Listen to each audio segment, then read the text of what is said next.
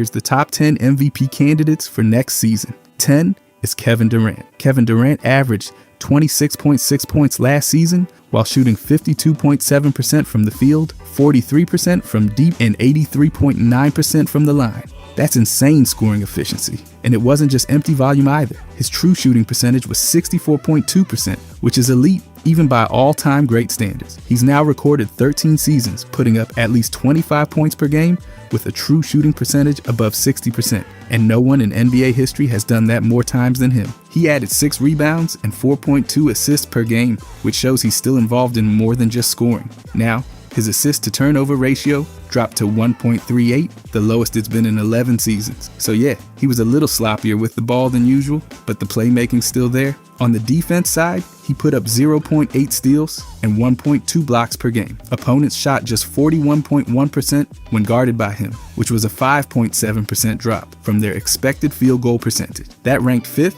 among over 200 players who defended at least 500 shots. He's also hit at least 50 steals and 50 blocks in a season 13 times, the most among active players. He might be 37 this season, but that's not slowing down his two-way impact. The Phoenix Suns went 33-29 with Durant playing, but collapsed to 3-17 without him. Their defense was noticeably worse when he sat, jumping from a rating of 116.1 with him to 122.8 without him. That's not a coincidence. Now for the upcoming season, he's projected to keep up his production. Per 36 minutes, he's expected to average 25.6 points, 6.1 rebounds, and 4.4 assists. His shooting splits, 51.7% from the field, 41.1% from 3, and 84.6% at the line. Basically, the efficiency's not going anywhere.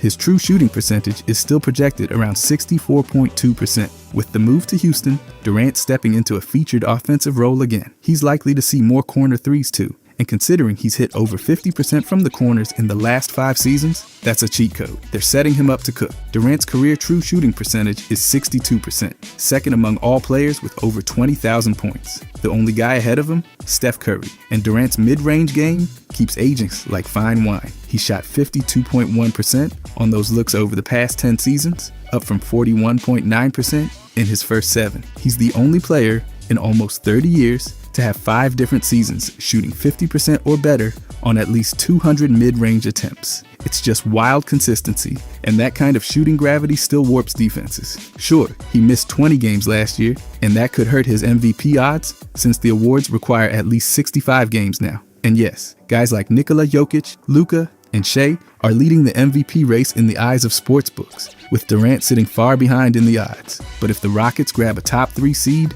and Durant stays healthy, his scoring, efficiency, defense, and history all say he's still got what it takes to be in the MVP conversation. But after him, 9 is Paolo. Paolo Banchero put up 25.9 points, 7.5 rebounds, and 4.8 assists last season, and he only played 46 games because of a torn oblique. That injury knocked him out for 34 straight games, but he bounced back like nothing happened.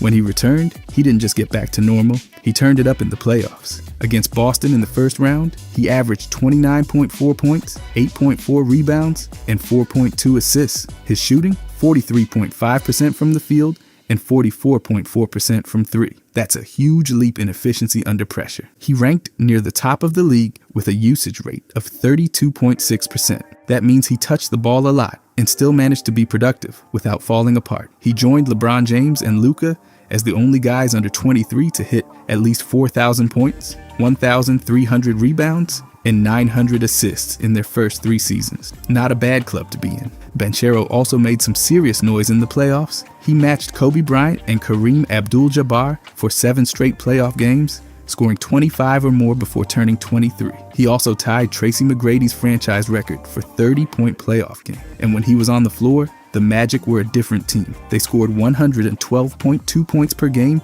with him and just 103.7 without him. That drop was the biggest in the league. Their assists dipped too, from 25.6 to 23.5 per game without him. Even with that oblique injury, Banchero stayed locked in.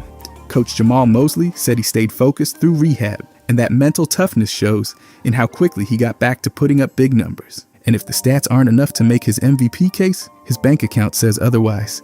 He signed a 5-year contract worth $239 million with a chance to make it $287 million if he hits MVP or all NBA mark. That's an extra 48 million reasons to take over this season. He's not just focused on scoring either. He's working on becoming a better rim protector. He's never cracked 50 blocks in a season, but that's the next step. His 3-point shooting also turned heads in the playoffs, and if he keeps that up, defenses are going to have a problem. Orlando's locked in around him. Franz Wagner, Jalen Suggs, and Desmond Bane are all under contract through at least 2029. And with guys like Jason Tatum and Tyrese Halliburton out for the year, the East is wide open. Banchero's already ranked 4th in the East heading into the season, and there's no reason he can't climb higher. His assists keep climbing too. He finished at 4.8 per game last year. And even facing Boston's top-ranked defense in the playoffs, he shot over 43% from the field and over 44% from deep. That kind of efficiency under pressure counts. He's got the stats, the role, the team,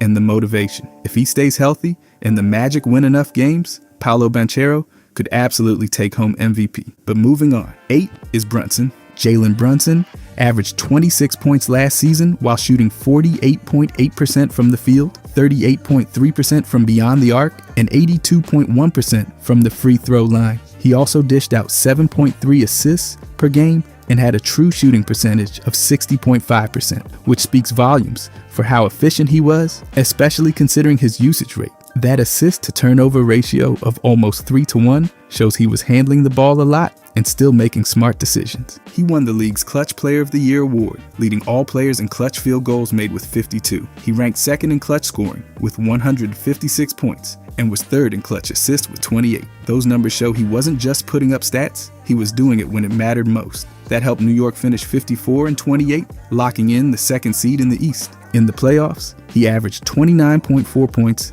and 7 assists, dragging the Knicks to their first Eastern Conference Finals appearance in 25 years. His player efficiency rating was 21.6, and he totaled 8.3 win shares.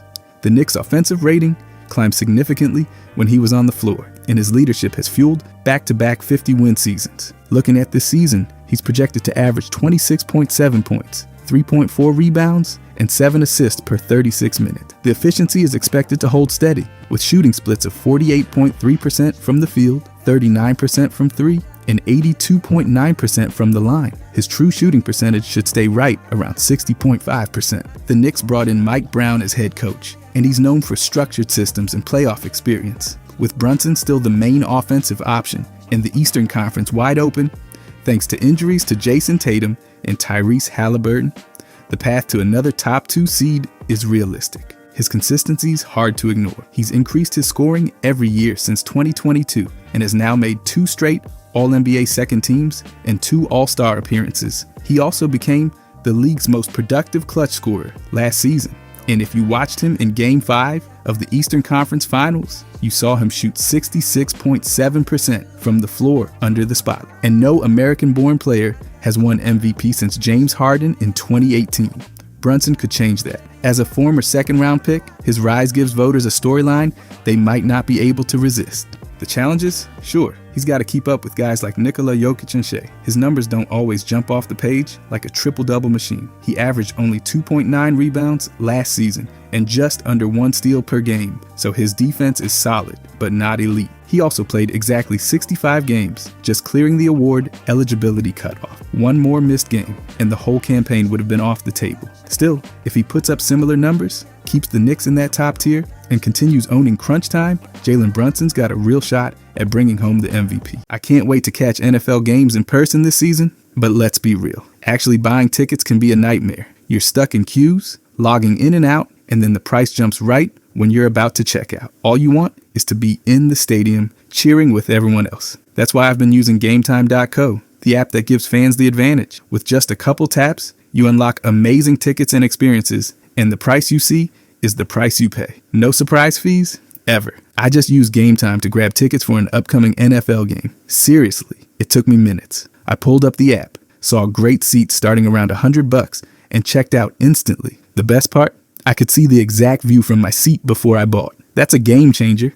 Plus, Game Time has features that make it so easy to save. Exclusive zone deals, where you pick the section and they pick the seat. Alerts when your favorite teams have new deals. And their guarantee that covers you with the lowest price. Game Time will even credit you 110% of the difference if you find a better deal. So take the guesswork out of buying NFL tickets with Game Time. Download the Game Time app, create an account, and use code CLNS for $20 off your first purchase. Terms apply. Swipe, tap, ticket, go. Download Game Time today. Moving on. Number 7, Cade Cunningham. Cade Cunningham dropped 26.1 points per game last season across 70 games, shooting 46.9% from the field, 35.6% from three, and 84.6% from the free throw line. He led the Pistons with 9.1 assists per game, which ranked 4th in the entire league. He was responsible for over 43% of Detroit's offense when on the floor, which is wild for a guard in just his 3rd season. On top of that, he pulled down 6.1 rebounds per game, proving again how much versatility he brings every night. His true shooting percentage hit 56.5%, and his effective field goal percentage climbed to 52.1%, both of which were career highs. He had a player efficiency rating of 20.6 and a usage rate of 33.2%.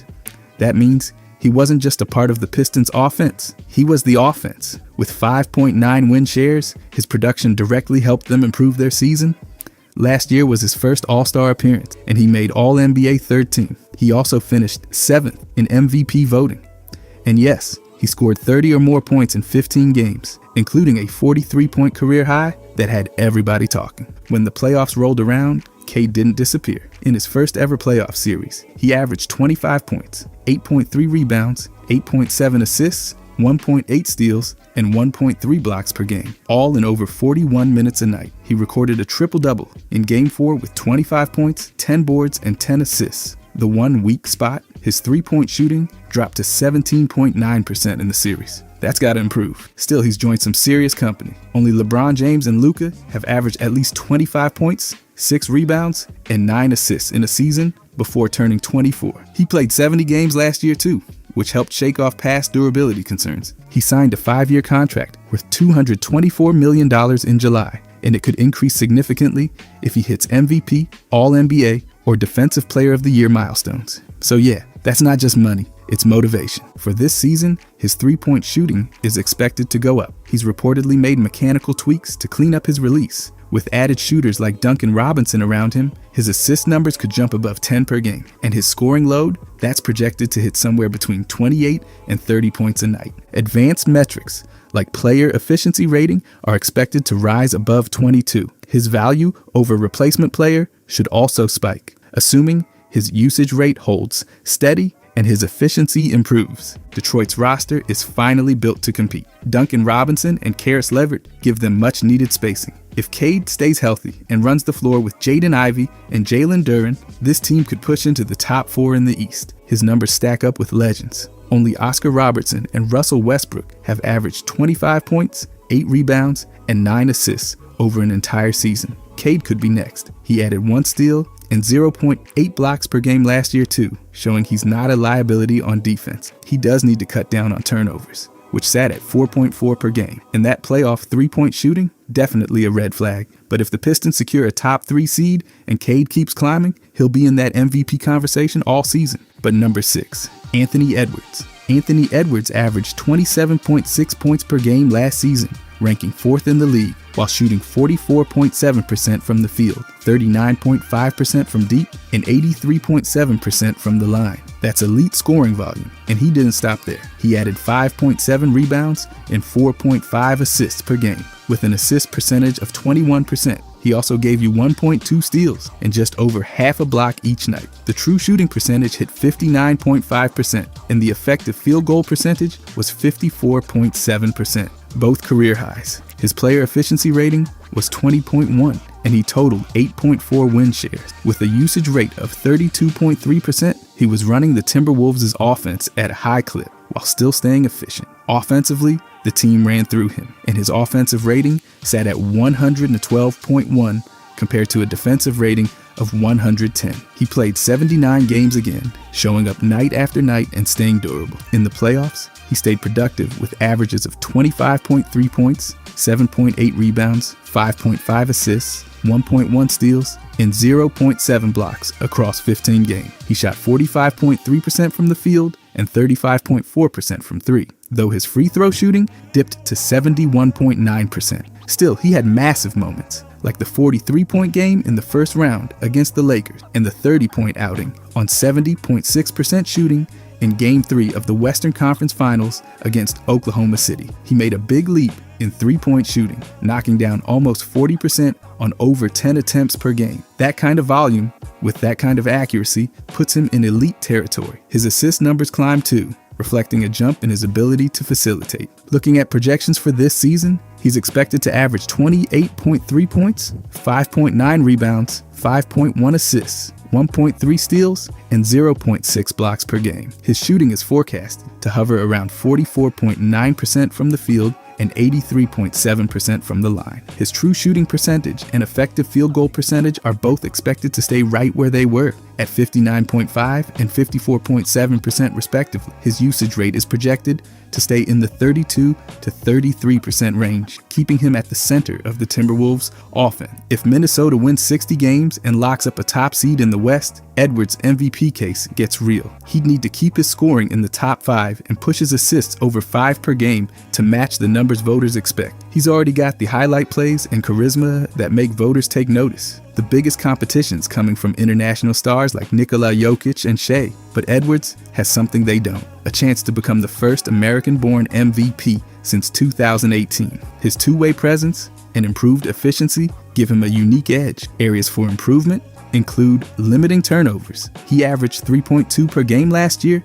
and tightening up his free throws in the postseason. If he cleans that up and the Timberwolves keep winning, Anthony Edwards won't just be in the conversation, he'll be right at the top of. But now the top 5. At number 5, we got Wemby. Victor Wembanyama averaged 24.3 points per game last season while shooting 47.6% from the field, 35.2% from three, and 83.6% from the free throw line. He played only 46 games, but still led the league in blocks per game with 3.8, totaling 176 blocks. That's ridiculous considering how much time he missed. He added 11 rebounds a night. With 1 point, he forwarded 8 of those on the offensive glass. And it didn't stop there. He chipped in 3.7 assists per game and even grabbed 1.1 steals. That's the kind of stat sheet you expect from a video game. His true shooting percentage sat at 59.4%, and his effective field goal percentage was 55.9%. Those are strong numbers for someone with his shot volume and shot profile. He had a player efficiency rating of 24.2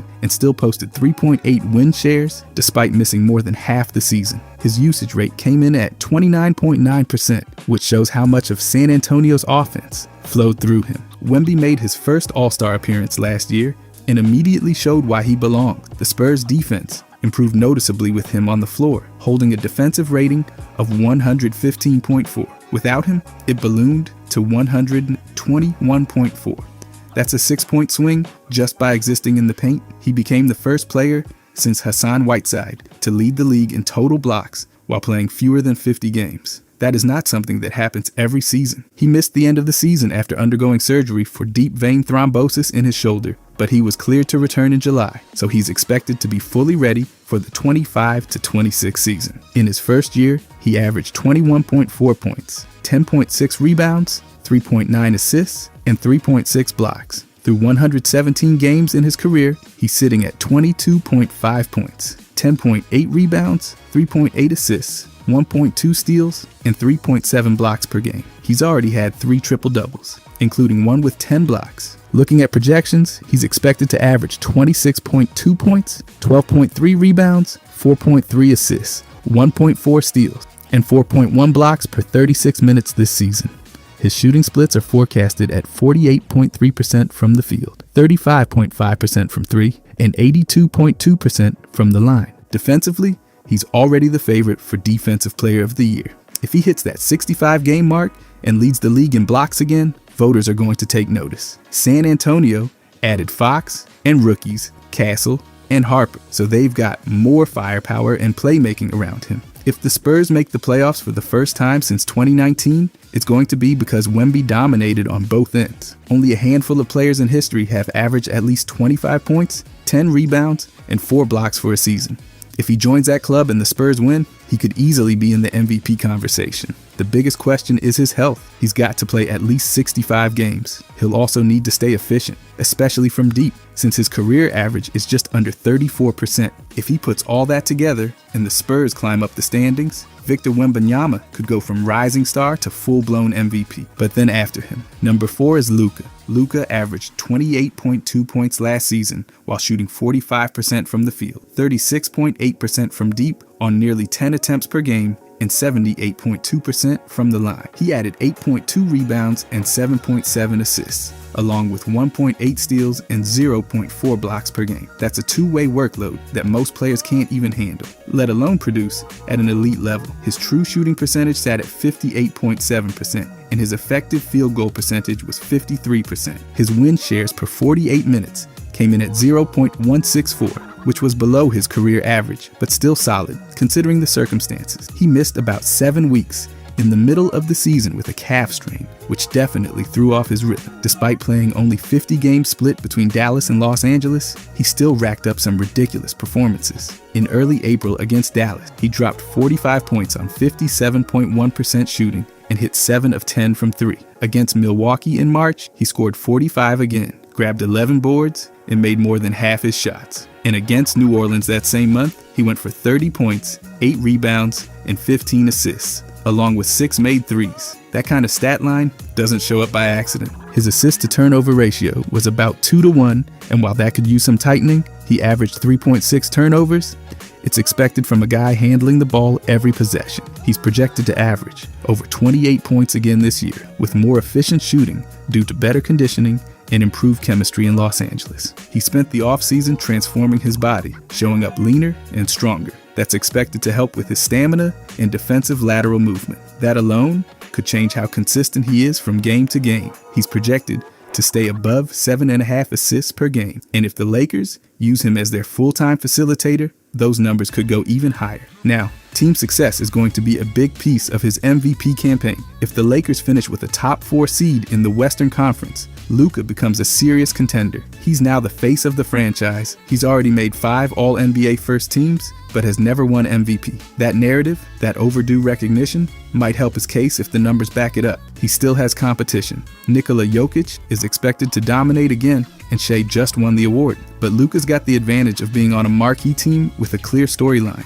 If he gets his win shares per 48 back near that 0.2 mark, and the Lakers keep winning, his case becomes hard to ignore. He'll need to clean up the inconsistency. Last season, he had off nights like 6 for 20, shooting against Minnesota, and 5 for 20 against San Antonio. And he'll have to sharpen up his defense. Even with the increased steal rate, the overall impact on that end needs to match his offensive firepower. Still, Luka is positioned to finally win that first MVP if he stays healthy, stays efficient, and leads the Lakers to the top of the standing. But number 3, Giannis averaged 30.4 points last season while shooting 60.1% from the field. He only attempted about 1 3-pointer per game and made just 22.2% of them. So that part of his game didn't exactly evolve, but it didn't matter. His 2-point field goal percentage was a wild 62%. He also pulled down 11.9 rebounds per game, including 2.2 on the offensive glass. On top of that, he averaged 6.5 assists, 1.2 blocks, and 0.9 steals. He had an effective field goal percentage of 60.7% and finished with a player efficiency rating of 30.5. That's deep into elite territory. He recorded 11.5 win shares, and his usage rate stayed high with him, carrying the bulk of Milwaukee's offensive load. He had multiple triple-doubles, including one in the playoffs with 30 points, 20 rebounds, and 13 assists. In the postseason, he averaged 33 points, 15.4 rebounds, and 6.6 assists. He also chipped in 1 block and 1 steal per game. He shot 60.6% from the field, but continued to struggle from deep at just 20%. At the free throw line, he was better, but still not ideal, shooting 69.8%. In Game 3, against the Pacers, he dropped 37 points on nearly 74% shooting. And in Game 5, he posted one of the most stacked stat lines of the playoffs with 30 points, 20 rebounds, 13 assists, 2 blocks, and 2 steals in an overtime loss. He played 67 regular season games and had over 25 points and 10 rebounds in the majority of them. That's the kind of consistency MVP voters love to see. For this season, he's projected to average 31.2 points per game on 59.3% shooting. His three-point percentage is expected to slightly improve to around 26.6%, and his free throw percentage could land at about 63.2%. His rebounding is projected at 12 per game, and he's expected to continue as a primary facilitator with 6.6 assists. His win shares per 48 minutes are projected at 0.235, which would place him among the league's top tier. With Damian Lillard gone, Giannis will be Milwaukee's offensive centerpiece. That increased load should lead to higher stats across the board. Blake Griffin even predicted he'll play close to 40 minutes per game and put up monster numbers. If Milwaukee climbs back to the top of the East, Giannis will be a top contender. He's already a two-time MVP and has finished in the top 4 of voting for 4 straight years. He's also the only player ever to average at least 25 points, 10 rebounds, 5 assists, 1 block, and 1 steal in multiple seasons. No one else has matched that combo. This season, the Bucks added Miles Turner, who gives them both spacing and rim protection. That should make life easier for Giannis on both ends. If the team wins and he stays healthy, the case writes itself. He'll need to clean up his free throw shooting, which sat at 61.7% last season. Turnovers were also an issue. He averaged 3.1 per game, and even though the 3-ball isn't a major part of his game, shooting under 23% still makes him easier to guard late in games. Still, if he puts up another 30-point season, grabs double-digit boards, adds 6 assists, and leads Milwaukee to a top 2 seed, Giannis could absolutely take home MVP number 3. But now, number 2. Shai led the league last season with 32.7 points per game while shooting 51.9% from the field, 37.5% from 3, and 89.8% from the line.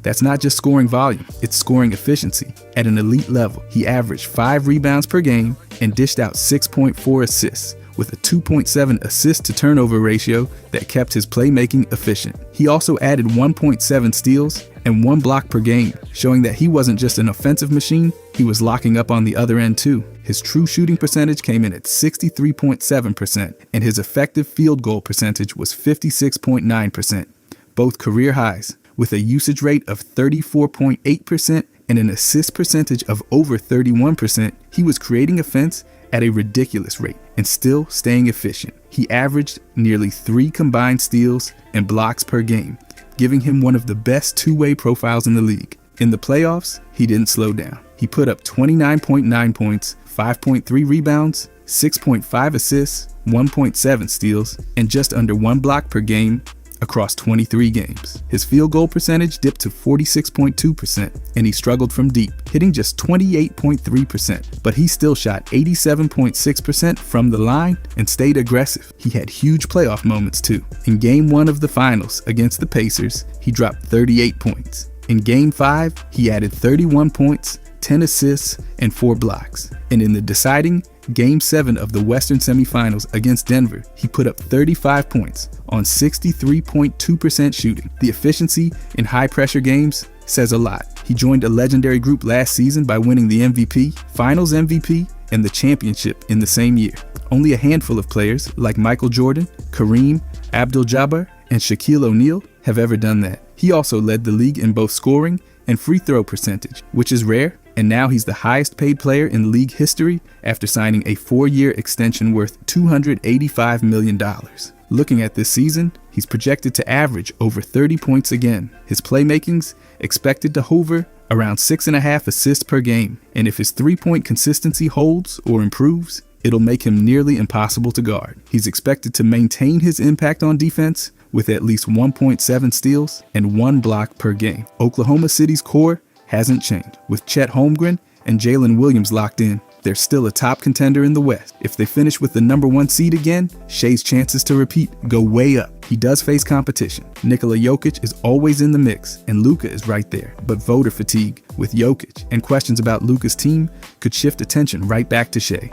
If there's one thing to watch, it's his playoff shooting from 3. That 28.3% clip wasn't great. He also averaged 2.6 turnovers per game in the postseason, which he'll need to tighten up. Pushing his assists above 7 would also take his numbers to another level. But with elite scoring, reliable playmaking, and real defensive impact, Shai is set up to make a serious push to win back-to-back MVP. But number 1 should be obvious. Nikola Jokic averaged 29.6 points per game. Last season, while shooting 57.6% from the field, over 41% from three on nearly 5 attempts per game, and 80% from the free throw line. That's a ridiculous blend of volume and accuracy, especially for a guy playing center. He also grabbed 12.7 rebounds a night, good for third in the league, including 2.9 on the offensive glass. Add in 10.2 assists, and you've got a center doing point guard things better than most actual point guards. He threw in 1.8 steals and 0.6 blocks per game too, showing increased defensive activity. His true shooting percentage came in at 66.3%, and his effective field goal percentage was 62.7%, both absurd for someone with his usage. He posted a player efficiency rating of 32 and tallied 16.4 win shares across the season. That's about as close as it gets to statistical perfection in a regular season. And yes, he had games that barely seemed real, like the night he scored 61 points with 10 rebounds and 10 assists in a double overtime loss to Minnesota. No one else is doing that, just him. In the playoffs, he still showed up with averages of 26.2 points, 12.7 rebounds, 8 assists, 2 steals, and almost 1 block across 14 games. He shot nearly 49% from the field and 38% from deep, though his free throw percentage dropped to 77.2. He had standout performances like 44 points on 68% shooting in Game 5 against Oklahoma City, and 29 points, 14 boards, and 8 assists in Game 6 of the same series. He finished second in MVP voting last year, making it 5 straight seasons in the top 2. The only other player to do that was Larry Bird. Denver went 50-32 and finished 4th in the West, despite battling through a deep conference. Even with the pressure, Jokic carried them every night. This season, he's projected to average over 27 points while shooting nearly 58% from the field, almost 40% from three, and over 80% at the line. His rebounding should hold around 12.3 per game, and he's expected to dish out 9.6 assists. His projected win shares per 48 minutes sit at 0.298, which would lead the league again if it holds. With Denver aiming for a top 2 seed and some offseason upgrades, the narrative is set. He's the preseason MVP favorite according to experts, earning more points than Luka and Shai. And with voters seeing him fall just short last year, there could be added push to get him his 4th MVP if he puts up similar numbers. He's improved his 3-point shooting year over year, and his defense continues to get better. Not elite, but effective. The only real flaws, his free throws, while solid, could be higher to avoid being a late game liability. And his playoff field goal percentage dropped to under 50%, which is still good, but not Jokic good. He averaged 3.3 turnovers last season, which could be tightened up a bit, but it's a small issue when he's running the offense every possession. If Denver wins and he keeps doing Jokic things, it's hard to picture anyone else topping him for MVP. He's got the numbers, the team, and the consistency. Now it's just about closing the deal. If you guys enjoyed this, I'll be posting every day. I genuinely appreciate it if you could subscribe. Thanks for watching.